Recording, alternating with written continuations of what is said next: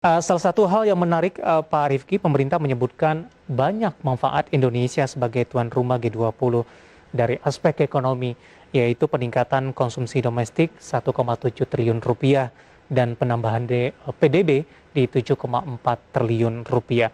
Bagaimana Anda melihat kondisi ini dan kontribusinya dari mana saja?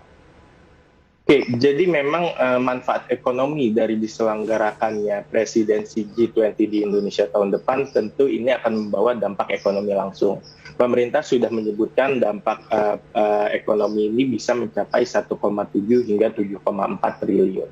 Saya rasa ini adalah memang benefit yang bisa kita rasakan saat kita menyelenggarakan event besar. Sebelumnya kita pernah menyelenggarakan Asian Games, lalu kemudian kita pernah menyelenggarakan IMF World Bank Meeting. Ini memang sangat terasa dampak ekonominya.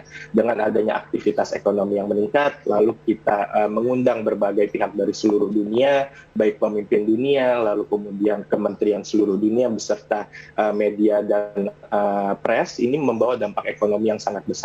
Tapi yang ingin saya highlight di sini adalah dampak dari G20 ini beyond dari dampak ekonomi langsung. Dampak yang saya rasa juga cukup penting adalah ke depannya kita bisa memasukkan agenda-agenda pertumbuhan Indonesia yang sejauh ini bisa jadi jarang teradres.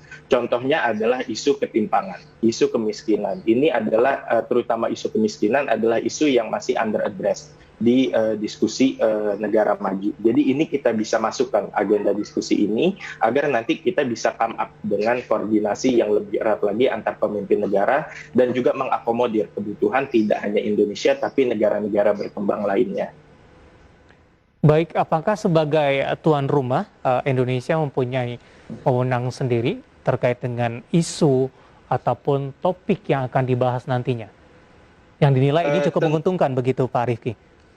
Oke, tentu tidak ya. Artinya memang ini kan bentuk forum diskusi yang melibatkan banyak negara. Tapi memang posisi unik di Indonesia ini adalah Indonesia punya privilege untuk menentukan tema dan pilar-pilar apa yang akan menjadi fokus dari pelaksanaan G20 ini. Kita tahu G20 ini juga memiliki banyak turunan agendanya. Selain G20 yang merupakan forum government of 20, kita juga punya T20, Think Tank 20, lalu Business 20, Women 20, Youth 20, yang semuanya ini memiliki agenda masing-masing dan presidensinya ini dipegang oleh Indonesia. Jadi di situ kita bisa menyampaikan agenda-agenda apa saja yang relevan untuk Indonesia yang kemudian bisa kita diskusikan.